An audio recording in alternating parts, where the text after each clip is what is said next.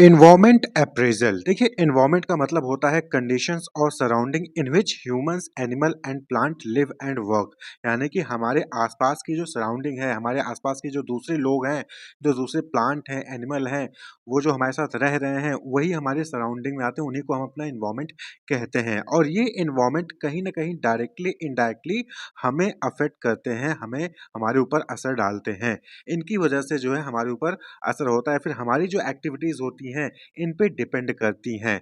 और वहीं पर अप्रेजल का मतलब होता है एक्ट ऑफ एग्जामिन और जजिंग समथिंग, यानी कि मूल्यांकन करना। तो इन्वायरमेंट अप्रेजल का मतलब क्या हो गया कि हम इन्वायरमेंट को यहाँ पर एग्जामिन करते हैं, जज करते हैं कि इन्वायरमेंट में क्या हो रहा है, क्या चीजें घट रही हैं, क्या इवेंट्स घट रहे हैं, क्या ट्रेंड चल रहा है, क्या इशूज हैं और कहाँ पर अपॉर्चुनिटीज है, किन चीजों से खतरा है। इन सारी चीजों को एनालाइज करना ही इन्वायरमेंट अप्रेजल कहलाता है। क्लियर? तो ऑर्गेनाइजेशन के पॉइंट ऑफ व्यू से बात करें तो बहुत सारे ऐसे फैक्टर्स होते हैं जो कि ऑर्गेनाइजेशन और उसके ऑपरेशंस को अफेक्ट करते हैं। जैसे कि इन्वायरमेंट में कोई नई टेक्नोलॉजी लॉन्च हो गई, तो अब नई टेक्नोलॉजी लॉन्च हो गई तो ऑर्गेनाइजेशन को वो नई टेक्नोलॉजी को वहाँ पर अडॉप्ट करना पड़ता है। गवर्नमेंट ने लॉ चेंज कर दिया तो उस लॉ को भी जो है वहाँ पर अडॉप्ट करना पड़ता है। तो इन्वायरमेंट का वहाँ पर जो है इम्पैक्ट पड़ता है ऑर्गेनाइजेशन और उसके बिजनेस पे, ऑपरेशंस पे भी। क्लियर? तो ऐसे में कुछ फैक्टर्स ऐसे होते हैं जो कि पॉजिटिव इंपैक्ट डालते हैं, कुछ फैक्टर्स ऐसे होते हैं जो कि नेगेटिव इंपैक्ट डालते हैं। तो एनवायरमेंट अप्रेजल का मतलब क्या हो गया? It is the process of identifying opportunities and threats facing an organisation. तो एनवायरमेंट अप्रेजल में हम क्या करते हैं कि हम ये जज करते हैं, एग्जामिन करते हैं एनवायरमेंट में कि कहाँ कहाँ अपॉर्चुनिटीज है बिजनेसेस के लिए और किन किन चीजों से खतरा है बिजनेस को। क्लियर? Environment appraisal. तो अकॉर्डिंग टू एबेल, इन्होंने कहा कि environmental appraisal is the identification, measurement and assessment of environmental impacts. यानी कि बिजनेस पर एनवायरमेंट का क्या इम्पैक्ट पड़ने वाला है उस चीज को आइडेंटिफाई करना, मेजर करना और उसको एसेस करना ही एनवायरमेंटल अप्रेजल कहलाता है। क्लियर? तो एनवायरमेंटल अप्रेजल आपको क्लियर हो गया होगा। अब बात कर लें कि इसकी क्या इंपॉर्टेंस है या बेनिफिट्स क्या है एनवायरमेंट अप्रेजल का, क्यों हम जो है इसको करते हैं। तो सबसे पहली चीज कि by analysing and appraising the external environment the existing opportunities and threats can be identified. भाई आप जब इन्वायरमेंट को अप्रेज करोगे, इन्वायरमेंट को चेक करोगे, इन्वायरमेंट को एग्जामिन करोगे, तभी तो आपको पता चलेगा कि कहाँ पर अपॉर्चुनिटीज है, किस चीज में जो है, किस चीज के लिए बिजनेस किया जा सकता है, फिर कस्टमर किन चीजों की डिमांड कर रहा है, जो उसकी नीड फुलफिल नहीं हो रही है, उसकी नीड को फुलफिल कर सकते हैं। तो यानी कि बिजनेस अपॉर्चुनिटीज कहाँ पे हैं वो आपको इन्वायरमेंट को एग्जामिन करके ही पता चलेगा। साथ ही साथ किन चीजों से आपको खतरा है, आपके कॉम्पिटिटर क्या कर रहे हैं, इंडस्ट्री में क्या चेंजेस आ रहा है, नई टेक्नोलॉजी आ गई है, तो किन चीजों से आपको खतरा है उसको भी आपको तभी पता चलेगा जब आप इन्वायरमेंट को अप्रेज करेंगे। क्लियर? नेक्स्ट है by appraising the external environment the companies can improve the internal capabilities and strength for adapting to the changes in the external environment। तो external environment में जो भी changes हो रहा है उसके according कंपनी जो है अपने आप की जो कैपेबिलिटीज है और स्ट्रेंथ है उसको भी जो है वो इंप्रूव कर सकती है। और ये तभी होगा जब इन्वायरमेंट को अप्रेज किया जाएगा, जब आपको पता होगा कि इन्वायरमेंट में क्या चेंजेस हो रहे हैं। इन्वायरमेंट दो टाइप के होते हैं, इंटरनल और एक्सटर्नल। तो एक्सटर्नल इन्वायरमेंट में क्या चेंज हो रहा है उसको ध्यान में रखते हुए आप इंटरनली अपने आप को मजबूत तभी कर पाओगे जब आप एक्सटर्नल इन्वायरमेंट को अप्रेज करोगे, यानी इन्वायरमेंटल अप्रेजल करोगे। क्लियर? अब जैसे है कि मार्केट में किस सेक्टर में डिमांड है, किस सेक्टर में ज्यादा जॉब है, तो उसके अकॉर्डिंग आपको पता होगा कि कहाँ पर जॉब है, तभी तो आप जो है उसकी जॉब के लिए तैयारी करोगे। जब आपको पता ही नहीं होगी कि कहाँ कहाँ पे जॉब है तो आप उसके लिए तैयारी नहीं करोगे। क्लियर? तो यही चीज है कि एक्सटर्नल इन्वायरमेंट को आप जो है वहां पर अप्रेजल करोगे, तभी आप जो है इंटरनली अपने आप को उसको तैयार कर सकते हो। नेक्स्ट है helps the manager to avoid the threats and to reap the benefit from the opportunities in the market। जब environmental appraisal करोगे तो आपको पता चलेगा कि कहाँ पे opportunities है, कहाँ पे threat है, किन चीज़ों में आपके पास मौका है बिजनेस बनाने का या सेल्स को ग्रो करने का और किन चीज़ों से आपको खतरा है। तो जब आपको ये पता चल जाएगा तो मैनेजर जिनसे खतरा है उनको अवॉइड कर सकते हैं, उस रिस्क को मिनिमाइज कर सकते हैं और वहीं पर जहाँ पे बेनिफिट है, जहाँ पे अपॉर्चुनिटीज है उसको जो है वो ग्रैब कर सकते हैं। तो ये जो है मैनेजर को हेल्प करता है। इसी तरीके से environmental appraisal also helps the manager in analyzing the effect of globalization on the level of competition within a particular industry। तो जब आप environmental appraisal करते हैं तो इससे ग्लोबलाइजेशन का क्या इम्पैक्ट पड़ने वाला है आपकी इंडस्ट्री पे, आपके कॉम्पिटिटर पे, तो इसका भी जो है और कंपटीशन कितना ज़्यादा बढ़ेगा या भी घटेगा, इस पे भी जो है आपको तभी पता चलेगा जब आप environmental appraisal करेंगे। भाई आपने जो है देखा कि ग्लोबलाइजेशन हो रहा है, यानी कि बाहर की कंपनीज भी अब जो है आपकी कंट्री में आ रही हैं, तो अब आपकी इंडस्ट्री से रिलेटेड जो कंपनीज है बाहर की वो भी आपके यहाँ पे आएंगे। जाएँगी, तो क्या उससे आपके ऊपर कोई इम्पैक्ट पड़ेगा? क्या उससे कॉम्पिटिशन बढ़ेगा तो किस लेवल तक बढ़ेगा? ये सारी चीज़ें आपको कैसे पता चलेंगी? एनवायरमेंटल अप्रेज़ल से ही पता चलेंगे। तो इस तरीके से जो है एनवायरमेंटल अप्रेज़ल डिफरेंट पॉइंट से जो है वो बेनिफिट प्रोवाइड करता है, इम्पोर्टेंस रखता है बिज़नेस ऑर्गेनाइज़ेशन के लिए। अब बात कर लें कि एनवायरमेंटल अप्रेज़ल में किन-किन चीज़ों को एग्ज़ामिन किया जाता है, किन चीज़ों को जज किया जाता है। तो लेबल या फिर कंपोनेंट ऑफ एनवायरमेंटल अप्रेज़ल। तो सबसे पहले है एनवायरमेंटल स्कैनिंग, यानी कि यहाँ पर हम जो है ब्रॉड एनवायरनमेंट फैक्टर को जो है एनालाइज़ करते हैं, स्टडी करते हैं कि एनवायरनमेंट में यानी कि आपके सराउंडिंग में क्या इवेंट्स हैं, क्या ट्रेंड चल रहा है, क्या इश्यूज़ हैं आपके एनवायरनमेंट में, उसको आप स्टडी करते हो, एनालाइज़ करते हो। तो एनवायरमेंटल स्कैनिंग, इस टॉपिक को हमने आगे चल के इन डिटेल डिस्कस किया है। क्लियर? एनवायरमेंटल स्कैनिंग क्या होता है और कौन से टेक्निक्स हैं जिसके ज़रिए एनवायरमेंटल स्कैनिंग किया जाता है, जैसे कि स्वॉट एनालिसिस है, ईटॉप है या फिर पोर्टर्स 5 फोर्सेस मॉडल हैं, इस तरीके से पेस्टल एनालिसिस है या फिर क्वेस्ट है, ये सारे टेक्निक भी हैं, तो उसको हमने आगे इन डिटेल डिस्कस किया है। वहीं पर जो दूसरा है that is industry analysis. Industry analysis में क्या करते हैं कि आपकी ऑर्गेनाइजेशन जिस इंडस्ट्री से बिलॉन्ग करती है, उनमें कौन से फैक्टर्स हैं, क्या फैक्टर्स हैं जो चेंज हो रहे हैं, उनको यहाँ पर एनालाइज़ किया जाता है। Study and scrutinise the macro environmental factor that influence a particular industry. किसी पर्टिकुलर इंडस्ट्री को कौन से फैक्टर हैं जो कि इंपैक्ट डाल रहे हैं, उनको जो यहाँ पर एनालाइज किया जाता है।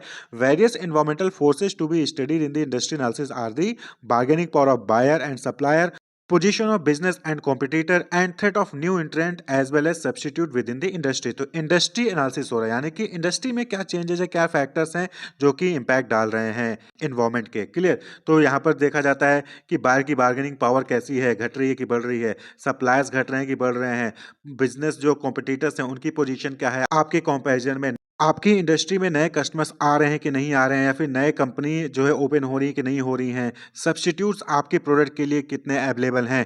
तो ये सब देखा जाता है इंडस्ट्री एनालिसिस में। और वहीं पर आता है then competitive analysis. Competitive analysis में आप जो है अपने कॉम्पिटिटर का एनालिसिस करते हैं to analyse the strength and weakness of the existing and probable competitor. आपके जो अभी कॉम्पिटिटर हैं राइट टाइम पे और आगे चल के जो आपके कॉम्पिटिटर हो सकते हैं, उनके एनालिसिस किया जाता है, उनकी स्ट्रेंथ और वीकनेस को यहाँ पर स्टडी किया जाता है। It helps the organization to formulate the strategies required to survive and succeed in the highly competitive environment. It also outline the strategies adopted by the competitor। तो competitive analysis जब आप करेंगे, यानी कि आप अपने competitor की स्टडी कर रहे हैं, तो यानी कि यहाँ पर जो है आप उनके द्वारा competitor द्वारा क्या स्ट्रेटजी अडॉप्ट की जा रही है उसको जानेंगे, और उसके बेसिस पे आप अपनी स्ट्रेटजी जो है यहाँ पर फॉर्मुलेट कर सकते हैं, जिससे कि आप उनसे कॉम्पीट कर सकें, मार्केट में सर्वाइव कर सके। तो इन्वायरमेंट अप्रेजल में बिजनेस के पॉइंट ऑफ व्यू से ये 3 टाइप का जो है यहाँ पर अप्रेजल किया जाता है। सबसे पहले एनवायरमेंटल स्कैनिंग होती है, जहां पर एनवायरमेंट में क्या इवेंट्स हो रहे हैं, क्या ट्रेंड चल रहा है, क्या इश्यूज हैं, उन सारी चीज़ों को आप एनालाइज करते हो, स्टडी करते हो। उसके बाद फिर अपनी इंडस्ट्री को एनालाइज करते हो कि आप जिस इंडस्ट्री में बिलोंग करते हो उस इंडस्ट्री में क्या चेंजेस हो रहे हैं, कौन से फैक्टर्स हैं, बार्गेनिंग पावर बायर कैसी है, सप्लायर कैसे है, नए इंट्रेंट्स का क्या कंडीशन है, सब्स्टिट्यूट है या नहीं है। और उसके बाद फिर अपने जो इमीडिएट कॉम्पिटिटर्स होते हैं उनकी भी स्टडी आप जो है करते हैं, उसको हम कॉम्पिटिटिव एनालिसिस कहते हैं। इंडस्ट्री एनालिसिस में आप जो है पोर्टर 5 फोर्सेस मॉडल, ये इंपॉर्टेंट होता है, वीडियो बना हुआ है उसको आप देख सकते हो।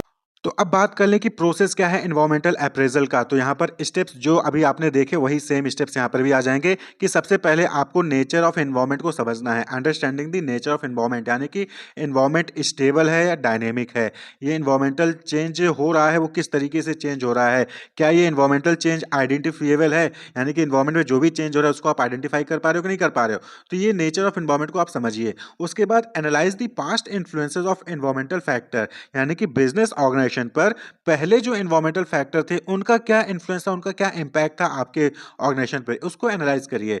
Will help in planning and formulating strategies to handle future scenario. और जब आप पिछले रिकॉर्ड को देखेंगे कि पहले जो एनवायरमेंटल फैक्टर्स में चेंज हुआ था उसकी वजह से आपके ऊपर क्या इंपैक्ट पड़ा, तो जब अब आप स्ट्रेटजी बनाओगे, आप जब आप प्लान बनाओगे तो उन चीजों को ध्यान में रख के बनाओगे जिससे कि फ्यूचर में वो चीज दोबारा ना हो। क्लियर? उसके बाद आइडेंटिफाई क्रिटिकल कॉम्पिटिटिव फोर्स। अब जो है आपको जो क्रिटिकल कॉम्पिटिटिव फोर्सेज हैं उनको आइडेंटिफाई करना है। क्लियर? तो it will help to analyse the organisation's current position, the bargaining power of buyer and supplier, the new entrants in the industry and the existing competitor of the organisation. तो जब आप critical competitive forces को identify करोगे तो इससे आपको पता चलेगा कि आपकी अभी करंटली क्या पोजीशन है इंडस्ट्री में, आपके कॉम्पिटिटर के पॉइंट ऑफ व्यू से भी आपको जो है आपकी करंट पोजीशन यहाँ पर पता चलती है। उसके बाद analyse the strategic position, analyse the strategic position of the organisation in relation to its competitors in terms of resources customer, यानी कि आपके पास क्या रिसोर्सेज हैं, कितने कस्टमर्स हैं और आपके कॉम्पिटिटर के पास क्या रिसोर्सेज और कितने कस्टमर हैं, इन चीजों को कंपेयर करना है।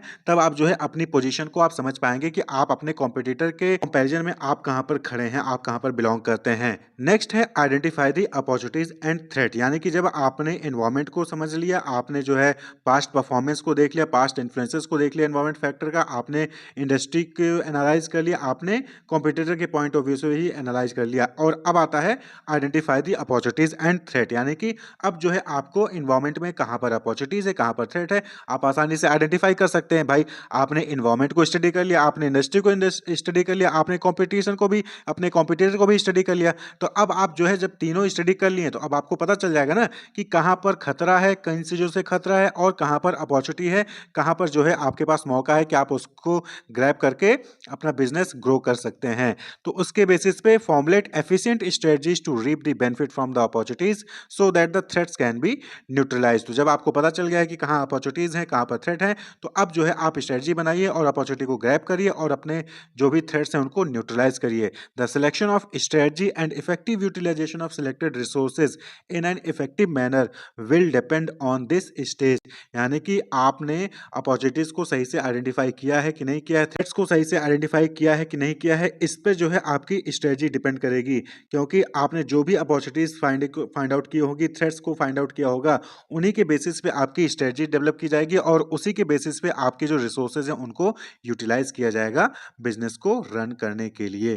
तो ये जो है पूरा प्रोसेस होता है एनवायरमेंटल अप्रेजल का, कि आपने एनवायरमेंट को अप्रेज करते हो, इंडस्ट्री को अप्रेज करते हो, स्टडी करते हो, कंपटीटर को स्टडी करते हो, एनालाइज करते हो, और उसके बाद फिर इन तीनों के स्टडी करने के बाद अपॉर्चुनिटीज और थ्रेट्स को आइडेंटिफाई करते हो और उसके बाद फिर आप जो है अपनी स्ट्रेटजी बनाते हो, क्लियर, अपना प्लान बनाते हो। तो ये होता है प्रोसेस ऑफ एनवायरमेंटल अप्रेजल। को पता है कि जो बिजनेस इन्वायरमेंट है, किसी भी ऑर्गेनाइजेशन, जो भी कोई भी ऑर्गेनाइजेशन होता है, वो इंटरनल और एक्सटर्नल दो टाइप के इन्वायरमेंट से घिरा होता है। इंटरनल इन्वायरमेंट यानी कि ऑर्गेनाइजेशन के अंदर का इन्वायरमेंट, जैसे कि उसके वैल्यूज, मिशन, ऑब्जेक्टिव, ऑर्गेनाइजेशन का स्ट्रक्चर, कॉर्पोरेट कल्चर कैसा है, ह्यूमन रिसोर्स की क्वालिटी क्या है, लेबर यूनियंस कौन से हैं, फिजिकल रिसोर्सेज क्या है, टेक्नोलॉजिकल कैपेबिलिटीज क्या है किसी भी ऑर्गेनाइजेशन की, यानी कि उसकी खुद के इंटरनल इन्वायरमेंट, जिसपे कि उसकी जो है स्ट्रेंथ और वीकनेस वो उस पर डिपेंड होती है कि उसके इंटरनल इन्वायरमेंट कैसी है। वहीं पे दूसरा इन्वायरमेंट है वो एक्सटर्नल इन्वायरमेंट है, जिससे कि ऑर्गेनाइजेशन घिरा होता है, जहां पे एक्सटर्नल इन्वायरमेंट को हम माइक्रो और मैक्रो में डिवाइड करते हैं। माइक्रो इन्वायरमेंट जैसे कि दूसरे ऑर्गेनाइजेशन हो गए, customers, competitor, market, supplier, intermediates हो गए। इसी तरीके से मैक्रो में political, economical, legal, social, cultural, technological, demographical, ये सारे एक्सटर्नल फैक्टर्स हो गए। मैक्रो जो कि अनकंट्रोलेबल होते हैं, जिसपे ऑर्गेनाइजेशन का कोई कंट्रोल नहीं होता। माइक्रो जो कि थोड़ा बहुत कंट्रोलेबल फैक्टर होते हैं। और इंटरनल तो ऑर्गेनाइजेशन के अंदर का इन्वायरमेंट होता है। तो ये सारे इन्वायरमेंट जो है, ये इंटरनल और एक्सटर्नल इन्वायरमेंट, इन्हीं के ऊपर जो है बिजनेस की स्ट्रेंथ, वीकनेस, अपॉर्चुनिटी, थ्रेट्स, ये सारे फैक्टर यहीं पे होते हैं। तो इन इन्वायरमेंट्स में कहीं ना कोई इवेंट्स हो रहे होते हैं, कहीं ना कहीं कोई इश्यूज होते हैं, कहीं ना कहीं कोई ट्रेंड चल रहा होता है, कहीं ना कहीं किसी न किसी की कोई ना कोई एक्सपेक्टेशंस होती हैं। तो इवेंट, इश्यूज, ट्रेंड, एक्सपेक्टेशन, ये चारों चीजें इस इन्वायरमेंट में होती हैं, चाहे वो इंटरनल में होंगी, चाहे वो एक्सटर्नल में होंगी, और जिसके बेसिस पे ही किसी भी ऑर्गेनाइजेशन की सक्सेस डिपेंड करती है। इन्हीं ट्रेंड्स की वजह से, इन्हीं इशूज की वजह से कोई ऑर्गेनाइजेशन सक्सेसफुल हो सकता है, इन्हीं ट्रेंड इशूज की वजह से कोई ऑर्गेनाइजेशन जो है बंद हो सकता है। तो हर ऑर्गेनाइजेशन को इन इन्वायरमेंट के बारे में पता होना चाहिए कि किस इन्वायरमेंट में कहां पे कब कौन सा इवेंट हो रहा है, कब कौन से इश्यूज आ रहे हैं, कब कौन से ट्रेंड्स चल रहे हैं, किनकी क्या एक्सपेक्टेशन है। ये सारी चीजें ऑर्गेनाइजेशन को पता होनी चाहिए। तो ऑर्गेनाइजेशन को ये सारी चीजें कैसे पता होंगी? जब वो इस इन्वायरमेंट को स्कैन करेंगे। स्कैन मतलब चेक करना। तो जब वो इस इन्वायरमेंट को स्कैन करेंगे तभी पता चलता है।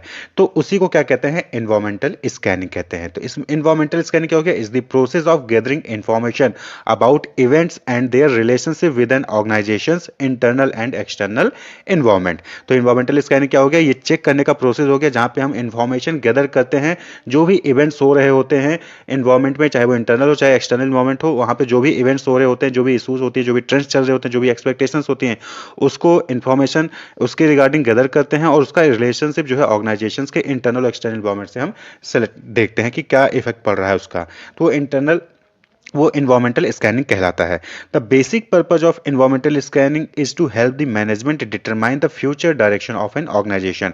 तो इन्वायरमेंटल स्कैनिंग किस पर्पज से करते हैं, ताकि हम जो है मैनेजमेंट जो है वो डिटरमाइन कर सके और फ्यूचर में किस डायरेक्शन में जाना है उसको वो डिसाइड कर सके, इसलिए हम इन्वायरमेंटल स्कैनिंग करते हैं। यानी कि अगर हम टोटली कहें तो इन्वायरमेंटल स्कैनिंग हेल्प करता है डिसीजन मेकिंग में, कि कब कहाँ कैसा डिसीजन लेना है किसी भी ऑर्गेनाइजेशन में। तो जो इंपॉर्टेंट चार चीजें हमने बताई कि इन्वायरमेंटल स्कैनिंग में आपको चार इंपॉर्टेंट चीजें देखनी होती है: इवेंट्स, ट्रेंड्स, इशूज और एक्सपेक्टेशन। यानी कि इन्वायरमेंट में कौन से इवेंट्स हो रहे हैं, कहाँ कहाँ कौन सी घटनाएं घट रही हैं, क्या ट्रेंड चल रहा है, कहाँ किससे किस टाइप के इशूज हैं, और क्या क्या एक्सपेक्टेशंस है कस्टमर्स की, लोगों की। ये चारों चीजें जो है इन्वायरमेंटल स्कैनिंग में आपको चारों चीजों पे फोकस करना चाहिए जब भी आप इन्वायरमेंटल स्कैनिंग कर रहे हैं। और नेक्स्ट इंपॉर्टेंट चीज कि it is a continuous and dynamic process. तो जो इन्वायरमेंटल स्कैनिंग है वन टाइम प्रोसेस नहीं है कि आपने कंपनी स्टार्ट हो रही थी तब आपने इन्वायरमेंटल स्कैनिंग कर ली उसके बाद आप बंद कर दिया, नहीं, आपको कंटिन्यूअसली जो है इन्वायरमेंटल स्कैनिंग करनी होती है। वहीं पे ये डायनेमिक प्रोसेस है, यानी कि इन्वायरमेंट क्या है, डायनेमिक है, चेंज होता रहता है। तो ये भी इन्वायरमेंटल स्कैन क्या है, डायनेमिक प्रोसेस है। तो आपको डायनेमिकली यहाँ पे चेंजेस होते रहते हैं और इसी वजह से आपको कंटिन्यूअसली इन्वायरमेंटल स्कैनिंग करना रहता है। तो इन्वायरमेंटल स्कैनिंग आप समझ में गए होंगे कि ये है इंफॉर्मेशन गैदर करने का, किसके बारे में, इवेंट्स के बारे में, और उसका रिलेशनशिप क्या है ऑर्गेनाइजेशन से, इंटरनल और एक्सटर्नल इन्वायरमेंट में। तो ये इन्वायरमेंटल स्कैनिंग कहलाता है। नेक्स्ट टॉपिक है कि अब टेक्निक्स हम देख लेंगे। तो टेक्निक्स क्या है इन्वायरमेंटल स्कैनिंग के? तो सबसे पहले स्वॉट, स्वॉट एनालिसिस, SWOT एनालिसिस, ये एक सिचुएशनल एनालिसिस का टेक्निक है। सिचुएशन एनालिसिस यानी कि आपकी करंट सिचुएशन क्या है, करंट स्टेट क्या है आपका, इसको अगर आपको जानना है तो आप इस स्वॉट एनालिसिस का टेक्निक का यूज करते हैं। यहाँ पे ये आपको बताएगा कि आपकी स्ट्रेंथ क्या है, आपकी वीकनेस क्या है, आपको कहाँ कहाँ अपॉर्चुनिटीज हैं और आपको थ्रेट यानी खतरा किन चीजों से है। तो ऑर्गेनाइजेशन क्या करती है, ऑर्गेनाइजेशन इस टेक्निक का यूज करती हैं आइडेंटिफाई करने के लिए कि उनके इंटरनल स्ट्रेंथ या वीकनेस क्या है और एक्सटर्नल एनवायरनमेंट में अपॉर्चुनिटीज और थ्रेट किन चीजों से है। अब सपोज करें कि एग्जांपल के तौर पे हम एक लें कि आपको सपोज करें कि आपका एग्जामिनेशन आने वाला है, तो अब स्वॉट एनालिसिस करेंगे आपकी, आपको पता है कि अपॉर्चुनिटी क्या है कि एग्जामिनेशन आने वाला है, वहां पे जो है आप अच्छे मार्क्स लाके डिस्टिंक्शन पा सकते हैं, फर्स्ट ग्रेड से पास हो सकते हैं। थ्रेट क्या है कि आप पढ़ाई नहीं कर रहे हो, अगर पढ़ाई नहीं किए तो एग्जामिनेशन में आप फेल हो सकते हैं। लेकिन स्ट्रेंथ क्या हो, वीकनेस क्या है, इसको भी एनालाइज करना है। स्ट्रेंथ यानी कि आपके कौन से सब्जेक्ट ऐसे हैं जो अच्छे से तैयार हैं, लेकिन वहीं पे वीकनेस भी होगी कि बहुत सारे ऐसे सब्जेक्ट होंगे जो आपको अच्छे से तैयार नहीं होंगे, बहुत सारे ऐसे सब्जेक्ट होंगे जो आपको नहीं आते हैं, बहुत सारे ऐसे सब्जेक्ट होंगे जिसके बुक्स ही नहीं होंगी आपके पास। तो ये वीकनेस है, ये वीकनेस है कि आपको सब्जेक्ट तैयार नहीं है, और थ्रेट क्या है कि उसकी बुक भी नहीं है। तो ये थ्रेट हो गया। तो आपको इन चीज़ों को एनालाइज करना होता है, उसके बाद फिर आप फाइनली जो है आपका एग्जामिनेशन को फर्स्ट डिवीजन से पास करके गोल को अचीव करना होता है। तो करंट सिचुएशन क्या है, जब आप ये जानेंगे तभी तो एक स्ट्रेटजी बना पाएंगे और फिर उस जो गोल है उसको अचीव कर पाएंगे। तो इसी तरीके से ऑर्गेनाइजेशन भी अपने करंट सिचुएशन को आइडेंटिफाई करती है, अपने स्ट्रेंथ को, वीकनेस को, और एक्सटर्नल इन्वायरमेंट में कौन सी अपॉर्चुनिटीज थ्रेट है उसको आइडेंटिफाई करके स्ट्रेटजी डेवलप करके जो है गोल को, अपनी ग्रोथ को करती है, अपने सक्सेस को अचीव करती है। क्लियर? तो ये क्या हो गया, एक स्टडी हो गया जो कि ऑर्गेनाइजेशन करती है, जिससे कि उसको अपने इंटरनल स्ट्रेंथ और वीकनेस के बारे में पता चलता है और एक्सटर्नल इन्वायरमेंट में कौन कौन से अपॉर्चुनिटीज हैं, थ्रेट हैं, उसके बारे में पता चलता है। तो स्वॉट का मतलब होता है strength, weakness, opportunities and threat. Strength का मतलब क्या हो गया कि strength are factor which the company hold expertise in and contribute to the continuous success of the organisation. तो स्ट्रेंथ का मतलब क्या हो गया कि आपकी एक्सपर्टीज, अब आपको पता है कि एग्जामिनेशन आने वाले हैं, तो आपको जिसमें स्ट्रेंथ होगा उसमें कहीं ना कहीं आपका एग्जामिनेशन में अच्छे मार्क्स लाने के लिए वो ऑटोमेटिक क्या करेगा, हेल्प करेगा, क्योंकि आपको उसमें स्ट्रेंथ है आपकी, यानी मार्केटिंग सब्जेक्ट आपका अच्छे से तैयार है, तो एग्जामिनेशन में उसमें मार्क्स अच्छे आएंगे, जिससे कि ओवरऑल जो आपका परसेंटेज वो भी अच्छा आएगा। These are the basis for the continued success of the organisation and will assist in gaining the organisation mission. तो ये जो स्ट्रेंथ होती है ना, ये कंटिन्यूड सक्सेस ऑफ ऑर्गेनाइजेशन में हेल्प करती है। इसी तरीके से वीकनेस है। वीकनेस क्या है, weakness are factors that prevent an organisation from meeting its mission and achieving full potential. अब आपको एग्जामिनेशन में फर्स्ट डिवीजन लेके आना है, बल्कि डिस्टिंक्शन लेके आना है, लेकिन मार्केटिंग सब्जेक्ट तो अच्छे से तैयार है, लेकिन फाइनेंस सब्जेक्ट आपका अच्छे से तैयार नहीं है। तो फाइनेंस अच्छे से तैयार ना होने की वजह से आप हो सकता है कि ओवरऑल परसेंटेज आपका मिनिमम गिर जाए, फर्स्ट डिवीजन की बजाय सेकंड डिवीजन आ जाए, थर्ड डिवीजन आ जाए। तो वीकनेस क्या होगा कि ये प्रिवेंट करता है, यानी रोकता है आपके मिशन को अचीव करने में। तो ऑर्गेनाइजेशन का कोई भी मिशन होगा, तो अगर ऑर्गेनाइजेशन में कोई वीकनेस है तो वो उसके मिशन को अचीव करने में हर्डल करता है, रोकता है, ये हैम्पर करता है ऑर्गेनाइजेशन की सक्सेस को, ग्रोथ को, तो वो वीकनेस कहलाता है। देन है अपॉर्चुनिटीज। अपॉर्चुनिटीज का मतलब कि आपको एक्सटर्नल एनवायरनमेंट को भी स्कैन करना है और देखना है कि कहाँ पे अपॉर्चुनिटीज हैं। भाई ऐसा तो नहीं कि आपने एक बार काम कर दिया उसके बाद आप बैठ गए, नहीं, आपको और इम्प्रूव करना होता है और अच्छे से तैयारी करनी होती है। तो अपॉर्चुनिटीज यही चीज़ है कि अपॉर्चुनिटी है, अपॉर्चुनिटी को आपको ग्रैब करना हो, ग्रैब तभी कर पाओगे, तभी आप ग्रोथ करोगे। ग्रोथ कब करोगे? जब अलग अलग अपॉर्चुनिटीज को ग्रैब करोगे। अब अपॉर्चुनिटीज आ रही हैं, आप उसको ग्रैब ही नहीं कर रहे हो, अपॉर्चुनिटीज मार्केट में एक्सटर्नल इन्वायरमेंट में अवेलेबल है लेकिन आपको पता ही नहीं है। तो अपॉर्चुनिटीज को भी आपको आइडेंटिफाई करना है कि आपकी स्ट्रेंथ क्या है, और स्ट्रेंथ के बेसिस पे अपॉर्चुनिटीज देखिए और अपॉर्चुनिटीज को ग्रैब करके और ज़्यादा ग्रोथ करिए।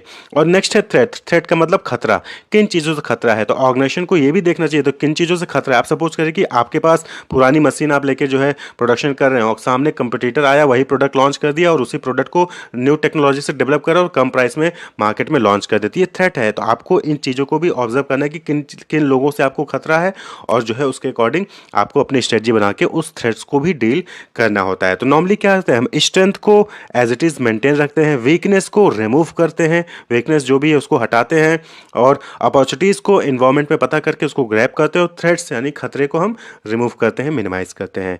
क्लियर?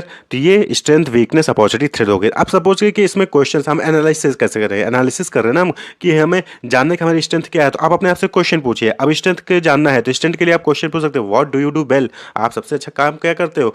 एग्जामिनेशन में एनालिसिस कर रहे हो अपनी स्ट्रेंथ को, तो आपको सबसे अच्छा सब्जेक्ट कौन सा आता है, कौन सा सब्जेक्ट है जो अच्छे से तैयार है, सभी सब टॉपिक्स आते हैं आपको, तो वो आपकी स्ट्रेंथ हो गई। What unique resource can you draw on, यानी कि रिसोर्सेज कौन से हैं। मार्केटिंग के लिए मेरे पास बहुत सारे सब्जेक्ट बुक्स रखे हैं, तो वो आपके रिसोर्स हो गए, आप अच्छे से तैयार कर सकते हो। लेकिन फाइनेंस वीक है और फाइनेंस के लिए बुक्स भी नहीं है, तो ये थ्रेड भी हो गया।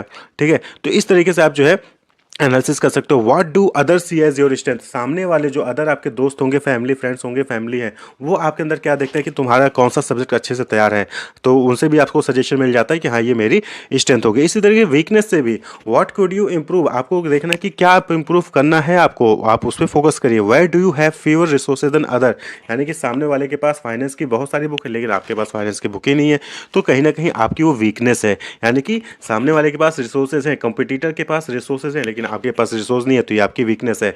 जैसे कि अभी एग्जांपल दिया कि ऑर्गेनाइजेशन के पास पुरानी टेक्नोलॉजी है और सामने जो कंपटीटर आया उसके पास न्यू टेक्नोलॉजी थी, ये वीकनेस हो गई आपकी कि आपके पास वो टेक्नोलॉजी नहीं है, तो आप कहीं ना कहीं पीछे रह जाओगे, आपकी ग्रोथ, आपका सक्सेस रुक सकता है।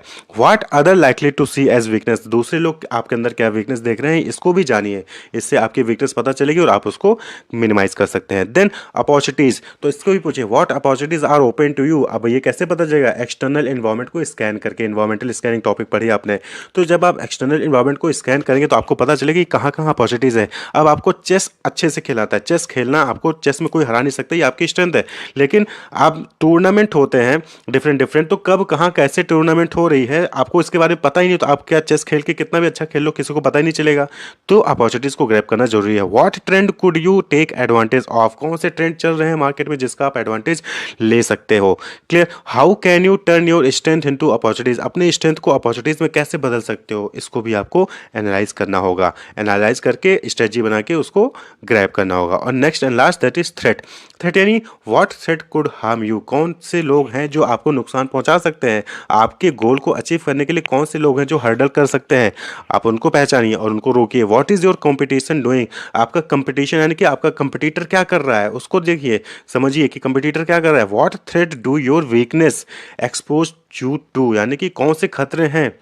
What threat do your weakness, यानी कि कौन से वीकनेस है जो आपको थ्रेट पहुंचा रहे हैं, उसको भी आपको आइडेंटिफाई करना है, क्योंकि वीकनेस है तो कहीं ना कहीं वो भी आपके लिए एक खतरा है, कमजोरी है तो खतरा है, और उसको भी रिमूव करने की कोशिश करनी चाहिए। तो दैट इज थ्रेट। क्लियर? तो अब एग्जांपल देखें हम एक, तो स्ट्रेंथ, अब स्ट्रेंथ आप समझो कोई कंपनी है, ठीक है, जो कि डिलीवरी सर्विस प्रोवाइड कर रही है, तो उसकी स्ट्रेंथ क्या हो सकती है, same day delivery with in the city, यानी सिटी के अंदर वो सेम डे डिलीवरी दे रहा है, तो उसकी स्ट्रेंथ हो गई। Urban Core has 1 hour delivery expectation, यानी कि अर्बन सिटीज़ में जहाँ वो डिलीवर कर रहा है वहाँ पे एक ही घंटे में वो डिलीवर कर दे रहा है, ये उसकी स्ट्रेंथ हो गई। क्लियर? हाई क्वालिटी फूड्स, वो अच्छी क्वालिटी का फूड्स दे रहा है, 200+ ड्राइवर्स उसके यहाँ पे हैं, ये भी उसकी स्ट्रेंथ हो गई। Trusted and high product sales exposure, computer, ये क्या है, उसकी स्ट्रेंथ है, इसका यूज़ कर सकता है। लेकिन वहीं पे वीकनेस क्या हो सकती है, सपोज़ कॉस्टली कॉस्टली ज़्यादा है, तो ये उसकी वीकनेस है। नो मंथली सब्सक्रिप्शन ऑप्शन और स्किल्ड पेमेंट अरेंजमेंट, यानी कि उसके ऐप पे कोई भी मंथली सब्सक्रिप्शन ऑप्शन नहीं है या फिर स्किल्ड पेमेंट अरेंजमेंट नहीं है, तो ये भी उसकी वीकनेस हो गई। Inaccessible to a large consumer audience, बहुत सारे लोगों को वो एक्सेस ही नहीं कर सकते हैं उसको, ठीक है, तो ये भी उसकी जो है वीकनेस हो गई। पार्सली ऑप्टिमाइज एसईओ, यानी कि सर्च इंजन ऑप्टिमाइजेशन भी जो है वो कुछ खास उसका नहीं है, तो ये उसका वीकनेस हो, यानी कि जो गूगल पे जब सर्च करते हैं कि रेस्टोरेंट नियर बाय मी, तो उसका सजेशन में आता ही नहीं है, पहले पेज में शो नहीं होता, तो ये उसकी वीकनेस हो गई। तो इसको उसको क्या करना है, रिमूव करना है, मिनिमाइज करना है, हटाना है, ठीक है। देन अपॉर्चुनिटीज क्या हो सकती हैं, optimise current mobile app for responsiveness and built in feedback, यानी कि आप मोबाइल ऐप लॉन्च कर सकते हो, मोबाइल ऐप ऑलरेडी है तो उसको ऑप्टिमाइज करिए, करंट रिस्पॉन्स मिले, कि जैसे कोई भी आए रिस्पॉन्स मिले। आपने अगर जोमेटो या स्विगी ऐप देखा होगा तो आप देखिए कि क्विकली सारी चीज़ें क्विकली होती हैं वहाँ पे, तो वो उसकी स्ट्रेंथ हो जाती है। Attract a large wider target audience, एक लार्ज और वाइडर टारगेट ऑडियंस को अचीव करने की कोशिश करें।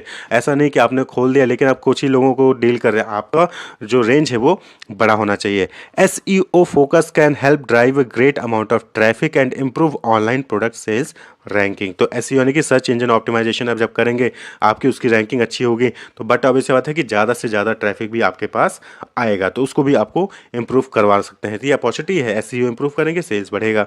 वहीं पे थ्रेड भी हो सकता है, can operate at A loss drive away competition, यानी कि आप लॉस पे भी ऑपरेट करना पड़ सकता है कॉम्पिटिशन की वजह से।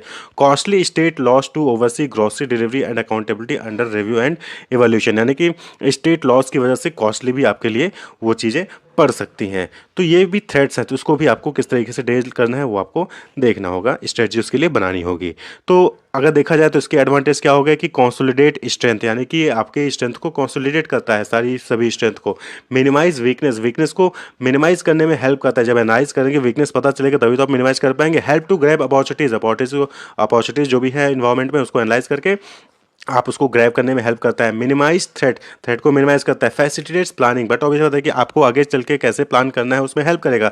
जब आपको एग्जामिनेशन में फर्स्ट डिवीजन लेके आना है, आपको जब अपनी स्ट्रेंथ और वीकनेस पता रहेगी तभी तो आप उसके अकॉर्डिंग प्लान कर पाओगे कि हाँ मुझे मार्केटिंग पे कम टाइम देना है, फाइनेंस पे ज़्यादा टाइम देना है, क्योंकि फाइनेंस वीक है तो जो भी पोर्सन वीक है उस पर ज़्यादा मेहनत करनी है, तो प्लानिंग आप कर सकते हैं। फैसिलिटेट अल्टरनेटिव चॉइसेज, यानी कि उसके अल्टरनेटिव चॉइसेस भी अवेलेबल आपको होंगे और उसको जो है हेल्प अचीव करने में हेल्प करता है। हेल्प टू इनोवेट, इनोवेशन के लिए आपको हेल्प करेगा। इंश्योर सर्वाइवल एंड सक्सेस, और अगर आप सही तरीके से अपनी एनालिसिस करते हो, आपको अपनी कमजोरी अपनी स्ट्रेंथ सारी चीज़ें पता है, अपॉर्चुनिटीज़ कहाँ है और थ्रेट किन से है, तो आप जो है इसको डील करोगे, उसको हटाओगे, मैंने कि अपॉर्चुनिटीज़ को ग्रैब करोगे, थ्रेट्स को मिनिमाइज करोगे, वीकनेस को मिनिमाइज करोगे, स्ट्रेंथ को और स्ट्रेंथ ले आओगे, तो इससे आपका सर्वाइवल भी होगा और आप सक्सेस भी अचीव कर पाओगे। पेस्टेल, PESTEL, ये क्या है, political, economical, social, technological, environmental और लीगल, ये आपका पेस्टल का फुल फॉर्म होता है। पॉलिटिकल, पी से पॉलिटिकल, जैसे गवर्नमेंट पॉलिसीज हो गई, पॉलिटिकल स्टेबिलिटी होगी, corruption, foreign trade policy, tax policy क्या है, लेबर लॉज क्या है, ट्रेड रेस्ट्रिक्शंस कौन कौन से हैं, एग्जिम पॉलिसी, इंपोर्ट एक्सपोर्ट पे जो आपके जो है चार्जेस लगते हैं, वो सारी चीज़ें। तो आपको इस इन्वायरमेंट के बारे में पता रहना चाहिए कि कब कहाँ पे कौन सी चीज़ें पॉलिटिकल इन्वायरमेंट में चेंज हो रही हैं, कौन से लॉज चेंज हो रहे हैं, कौन से रेट्स चेंज हो रहे हैं, कौन से कहाँ पे क्या अपॉर्चुनिटीज़ आ रही है। इसी तरीके से इकोनॉमिकल हो गया, तो इकोनॉमिकल में economic growth, exchange rate, interest rate, inflation rate में क्या चेंज हो रहा है, डिस्पोजेबल इनकम घट रही है बढ़ रही है, अनएम्प्लॉयमेंट रेट क्या है, घट रहा है कि बढ़ रहा है, आपको इसके बारे में आइडेंटिफाई करके हमेशा आपको अप टू डेट रहना है और अपने अपॉर्चुनिटीज, स्ट्रेंथ, वीकनेस जो भी है इसके अकॉर्डिंग आपको अपना जो है इंप्रूव करना होता है ऑर्गेनाइजेशन को। इसी तरीके से सोशल में पॉपुलेशन ग्रोथ रेट क्या है, एज डिस्ट्रीब्यूशन क्या है, करियर एटीट्यूड क्या है लोगों के बीच में, कि लोग सरकारी नौकरी के पीछे भाग रहे हैं, प्राइवेट नौकरी के पीछे भाग रहे हैं, बिजनेस के पीछे भाग रहे हैं, सेल्फ एम्प्लॉयमेंट के पीछे भाग रहे हैं, क्या है, सेफ्टी एम्फेसिस क्या है, हेल्थ कॉन्शियसनेस कितनी है, लाइफ स्टाइल कैसा है, एटीट्यूड कैसा है, कल्चर बैरियर्स कौन कौन से हैं, आपको उसके बारे में भी पता होना चाहिए। और यहीं से आपकी स्ट्रेंथ भी बनती है, आपका वीकनेस भी, आपका अपॉर्चुनिटी भी मिलती है और इन्हीं चीज़ों से आपको थ्रेट भी होता है। फिर है आपका टेक्नोलॉजिकल, तो टेक्नोलॉजिकल में कौन कौन से एडवांसमेंट हो रहे हैं, जैसे कि आप आजकल देख रहे हैं लेटेस्ट टेक्नोलॉजी कंप्यूटराइज हो रही है, डिजिटलाइजेशन हर जगह हो रहा है। तो अगर आप आज के टाइम पे डिजिटलाइजेशन की तरफ नहीं आएंगे तो आप कहीं ना कहीं आपकी प्रॉफिटेबिलिटी कम होगी। तो आपको ये भी देखना है कि टेक्नोलॉजी अप टू डेट हो, आपकी technology incentives, level of innovation, automation, R&D activity, यानी कि रिसर्च एंड डेवलपमेंट एक्टिविटी आप कंडक्ट कर रहे हो, टेक्नोलॉजिकल चेंजेस पर ध्यान रहे हो, टेक्नोलॉजिकल अवेयरनेस भी आपके अंदर है। नेक्स्ट इन्वायरमेंट है इन्वायरमेंटल यानी कि weather, climate, environmental policies, climate change, pressure from NGO, जो नॉन गवर्नमेंट ऑर्गेनाइजेशंस होते हैं उनकी वजह से कुछ भी बहुत सारे प्रेशर्स होते हैं कि आप जो है ये चीज़ नहीं कर सकते, इससे इन्वायरमेंट को नुकसान पहुंच रहा है। तो आपको ये सारी चीज़ें भी स्कैन करके देखने, क्योंकि यहाँ से भी आपको खतरा हो सकता है कि सपोज करें कि आपके ऑर्गेनाइजेशन से, मैन्युफैक्चरिंग कंपनी से इन्वायरमेंट को कोई नुकसान पहुंचा तो आपके अगेंस्ट केस भी किया जा सकता है, जिसकी वजह से आपकी मैन्युफैक्चरिंग रुक सकती है या फिर आपका कहीं ना कहीं प्रॉफिटेबिलिटी या फिर ब्रांड इमेज खराब हो सकता है। तो आपको इस इन्वायरमेंट को भी स्कैन करते रहना चाहिए। वहीं पे लास्ट है लीगल, यानी discrimination laws, antivirus laws, employment laws, consumer protection laws हो गया, copyright and patent law, health law, contract act है, goods sales of goods act है, निगोशिएबल इंस्ट्रूमेंट एक्ट है। तो बहुत सारे लॉज है, बहुत सारे एक्ट है। तो आपको उस एक्ट को, उस लॉज को भी फॉलो करके ही चलना है। तो आपको इसके बारे में भी अप टू डेट होना चाहिए। तो इन्वायरमेंटल स्कैनिंग का जस्ट मतलब क्या है कि आपको सारे इन्वायरमेंट के बारे में जो भी फैक्टर्स हैं उसके बारे में आपको इन्फॉर्मेशन होनी चाहिए। सारे रूल रेगुलेशन को आपको सही से फॉलो करना है, सारे लॉज को सही से फॉलो करना है, सोसाइटी को जो नॉर्म्स होते हैं उसको सही से फॉलो करना है, इकोनॉमिक ग्रोथ में आपको हेल्प करना है, टेक्नोलॉजी को अप टू डेट रखना है और एनवायरमेंट के अकॉर्डिंग आपको अपना हैंडल करना है, सेटअप करना है ऑर्गेनाइजेशन को। तो ये PESTEL, political, economical, social, technological, environmental और लीगल, ये होता है पेस्टल एनालिसिस। नेक्स्ट टेक्निक है आपका technique of environmental scanning, that is ETOP. ETOP यानी कि environmental threat and opportunity profile. हम यहाँ पे क्या कहते हैं कि एनवायरमेंट में किन किन चीज़ों से थ्रेट है और किन किन चीज़ों से अपॉर्चुनिटी है, किन किन चीज़ों में अपॉर्चुनिटी है, उसका एक प्रोफाइल तैयार करते हैं। तो वो क्या कहलाता है? ETOP is the process by which organisation monitor their relevant environment to identify opportunities and threat affecting their business for the purpose of taking strategic decision. तो ईटॉप एनालिसिस में क्या करते हैं हम कि अपॉर्चुनिटी और थ्रेट का प्रोफाइल तैयार करते हैं और उसमें जो है जो कि हेल्प करता है स्ट्रेटेजिक डिसीजन मेकिंग में। Top environmental threat and opportunity profile, ये जो डेवलप किया गया था ग्लूएक ने, इसको, इस एनालिसिस को डेवलप किया था ईटॉप को, ग्लूएक। नेक्स्ट है क्वेस्ट। क्वेस्ट एनालिसिस क्या है? ये जो है बर्ट नैनस एंड सेलिन एंजर ने जो है इसको 1980s में जो है डेवलप किया था, बर्ट नैनस एंड सेल्विन एंजर ने। तो क्वेस्ट क्या है? क्विक एनवायरमेंटल स्कैनिंग टेक्निक, यानी कि this is a technique scanning procedure design to assist executor and planner to keep side by side of change and its implication for the organizational strategies and plan। तो quest में क्या करते हैं कि हम quick environmental scanning technique, यानी कि quickly जो हम एनवायरमेंट को स्कैन कर लेते हैं, जिससे कि हम हमारा बिजनेस ऑर्गेनाइजेशन में जो बिजनेस है वो चल रहा है, साथ ही साथ हम एनवायरमेंट में क्या क्या चेंजेस हो रहे हैं, उसका क्या इंप्लीकेशन हो सकता है हमारे ऑर्गेनाइजेशनल के स्ट्रेटजीज और प्लान पे, स्ट्रेटजीज पे ऑर्गेनाइजेशन के ऊपर क्या इंपैक्ट पड़ सकता है, उसके बारे में हम उसकी जानकारी रखते हैं और उसके अकॉर्डिंग हम अपनी स्ट्रेटजीज या प्लान को भी डेवलप करते हैं। तो क्वेस्ट यानी कि क्विकली एनवायरमेंट स्कैन कर लेते हैं और उसका क्या इंप्लीकेशन पड़ने वाला है उसको हम उसके अकॉर्डिंग अपने आप को तैयार रख लें, तो उसके लिए स्ट्रेटजीज और प्लान तैयार करके रखते हैं। तो क्वेस्ट होता है। तो ये किसके द्वारा डेवलप किया गया था? बर्ट नैनस एंड सेल्विन एंजर ने इसको डेवलप किया था। 5 फोर्सेस मॉडल, ये डेवलप किया गया था माइकल पॉर्टर द्वारा। पॉर्टर 5 फोर्सेस मॉडल एक्चुअली में इंडस्ट्री की एनालिसिस करने में हेल्प करता है, यानी कि किसी भी इंडस्ट्री की क्या स्ट्रेंथ है, क्या वीकनेस है, उसको आइडेंटिफाई करने में ये पॉर्टर 5 फोर्सेस मॉडल हेल्प करता है। नाम से क्लियर है कि यहाँ पे क्या है, 5 कंपिटिटिव फोर्सेज होते हैं किसी भी इंडस्ट्री की, जिसमें उसकी स्ट्रेंथ है, वीकनेस डिपेंड करती है और उसी के बेसिस पे जो क्या होती है, कंपनी होती है, जो कॉर्पोरेट होते हैं, वो अपनी जो है स्ट्रेटजीज डेवलप करते हैं। तो अभी जो इससे पहले आपने देखा स्वॉट एनालिसिस हो गया, ये इंडस्ट्री लेवल, ये जो है कंपनी लेवल पे था।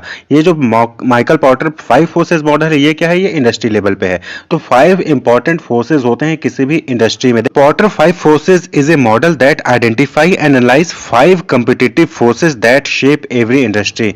तो किसी भी इंडस्ट्री में जो 5 कॉम्पिटिटिव फोर्सेज होते हैं उसकी एनालिसिस को ही पॉर्टर 5 फोर्सेज मॉडल कहते हैं। और ये जो एनालिसिस हेल्प करता है किसी भी इंडस्ट्री की वीकनेस और स्ट्रेंथ को आइडेंटिफाई करने में, जिसके बेसिस पे कंपनी अपनी स्ट्रेटजीज डेवलप करती है। 5 forces analysis to identify an industry's structure to determine corporate strategy। जो कॉर्पोरेट होते हैं, जो ऑर्गेनाइजेशन होते हैं, वो अपनी स्ट्रेटजी को डेवलप करने के लिए इंडस्ट्री के स्ट्रक्चर को जो है बेस बनाते हैं, उसको आइडेंटिफाई करते हैं कि आप उसकी क्या वीकनेस है, क्या स्ट्रेंथ है किसी भी इंडस्ट्री की, उसके बेसिस पे कॉर्पोरेट स्ट्रेटजीज डेवलप की जाती हैं। तो कौन कौन से फोर्सेज हैं, 5 फोर्सेज हैं जो कि पॉर्टर 5 फोर्सेज मॉडल में एनालाइज किए जाते हैं इंडस्ट्री एनालिसिस के लिए। तो 5 फोर्सेज है, पहला राइवलरी अमंग एग्जिस्टिंग कंपटीटर्स, यानी कि जो किसी भी इंडस्ट्री में जो ऑलरेडी कंपटीटर एग्जिस्ट कर रहे हैं उनके बीच में क्या राइवलरी है। Bargaining power of supplier, supplier की कितनी बार्गेनिंग पावर है किसी भी इंडस्ट्री में। Bargaining power of buyer, buyer की क्या बार्गेनिंग पावर है किसी भी इंडस्ट्री में। और threat of new entrance, new entrance का कितना खतरा है किसी भी इंडस्ट्री में, यानी कि किसी भी इंडस्ट्री में नए कंपनीज का आना और नए कंपनीज का बाहर जाना कितना आसान है, कितना टफ है वो। और वहीं पे थ्रेट ऑफ सब्स्टिट्यूट प्रोडक्ट, यानी सब्स्टिट्यूट प्रोडक्ट का कितना खतरा है किसी भी नए किसी भी इंडस्ट्री में। तो ये 5 फोर्सेस हैं जिसकी एनालिसिस की जाती है और इसी के एनालिसिस के बेसिस पे वीकनेस और स्ट्रेंथ को आइडेंटिफाई किया जाता है किसी भी इंडस्ट्री के लिए, और उसी के बेसिस पे कॉर्पोरेट अपनी स्ट्रेटजी बनाती है। किसी भी इंडस्ट्री में घुसना कितना आसान है, वहां से बाहर आना कितना आसान है, बार्गेनिंग पावर ऑफ सप्लायर बाहर कितनी है, एग्जिस्टिंग जो कंपटीटर्स उनके बीच में राइवलरी कितनी है, वही उसकी एनालिसिस को पोर्टर 5 फोर्सेस मॉडल कहा जाता है। तो आप ये देख सकते हैं यहाँ पे क्या है, थ्रेट ऑफ न्यू एंट्रेंट्स, आप ऊपर देख सकते हैं थ्रेट ऑफ न्यू एंट्रेंट्स, यानी कि एंट्री के लिए क्या बैरियर्स हैं, इकोनॉमिक स्केल कैसा है उस इंडस्ट्री में, ब्रांड लॉयल्टी क्या है इंडस्ट्री के लोगों की, कैपिटल रिक्वायरमेंट्स क्या चाहिए होती हैं उस इंडस्ट्री में घुसने के लिए, क्यूमुलेटिव एक्सपीरियंसेस क्या है, गवर्नमेंट पॉलिसीज क्या है उस इंडस्ट्री के लिए, डिस्ट्रीब्यूशन चैनल को एक्सेस किया जा सकता है नहीं किया सकता उस इंडस्ट्री में, स्विचिंग कॉस्ट क्या होगी इंडस्ट्री के लिए। इसी तरीके से बार्गेनिंग पावर ऑफ बायर है, तो नंबर ऑफ कस्टमर्स कितने हैं, साइज क्या है, कस्टमर ऑर्डर का साइज क्या है, मतलब कि कितने सिंगल यूनिट में प्रोडक्ट को परचेज किया जा रहा है कि मल्टीपल यूनिट में प्रोडक्ट को परचेज किया जा रहा है, कंपटीटर्स के बीच में कुछ डिफरेंसेस है या नहीं है, प्राइस सेंसिटिविटी कितनी है। तो इसी तरीके से आप जो है बाकी सारे फैक्टर्स को भी यहाँ पे देख सकते हैं। तो जो बात करें तो 5 फैक्टर्स जो है वो पोर्टर 5 फोर्सेस मॉडल में इंडस्ट्री एनालिसिस के लिए यूज किए जाते हैं। Rivalry among the existing competitor, threat of new entrance, threat of substitute product, bargaining power of buyer और बार्गेनिंग पावर ऑफ सप्लायर। तो इसी के बेसिस पे किसी भी इंडस्ट्री की स्ट्रेंथ और वीकनेस को आइडेंटिफाई किया जाता है और उसी के बेसिस पे जो कंपनीज होती हैं, जो फर्म्स होती हैं, वो अपनी जो है स्ट्रेटजीज डेवलप करती हैं। Wish you all the best, keep watching.